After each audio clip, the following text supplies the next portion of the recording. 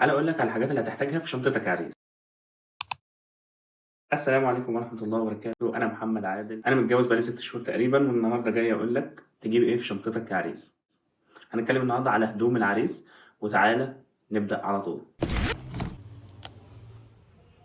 هنتكلم أول حاجة عن الملابس الداخلية، وهاقول لك يا عريس إن أنت محتاج فانلة، خليهم 6، ويفضل يكون منهم رصاصي أو أبيض عشان ما يبانوش تحت اللبس الأبيض.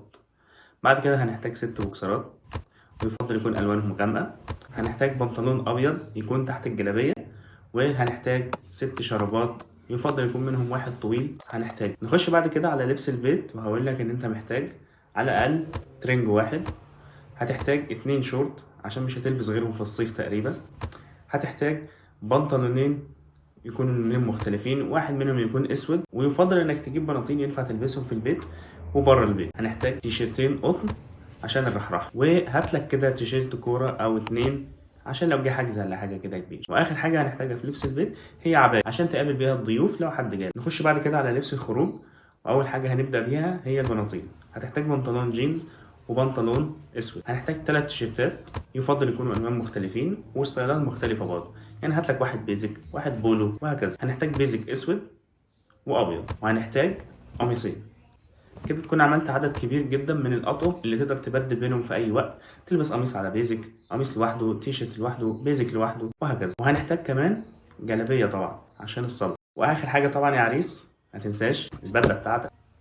اخر حاجه هنتكلم عليها هي الجزم.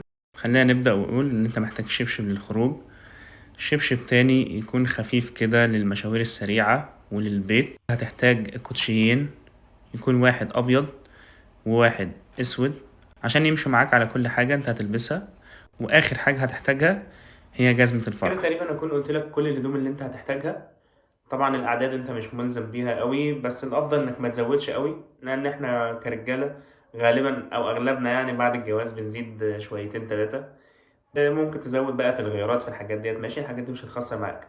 انما باقي الهدوم وكده ممكن تجيب جزء منها دلوقتي، وبعد الجواز تجيب جزء تاني لو حصل زيادة او حاجة يعني. وبالنسبة للهدوم الشتوي فهي نفس الصيفي تقريبا، لو انت بتتجوز في الشتاء يعني، فبدل ما تجيب تيشرتين او 3 صيفي هتجيب تيشرتين او 3 شتوي، ولما يخش الفصل اللي بعده تجيب الهدوم الجديدة. ولو في عريس بيشوفنا وجاب حاجة انا ما جبتهاش اكتب لي في الكومنتات جبت ايه. انا بصور حاليا سلسلة جهاز العريس، فاعمل سبسكرايب عشان تشوف باقي الفيديوهات لما تنزل. سلام.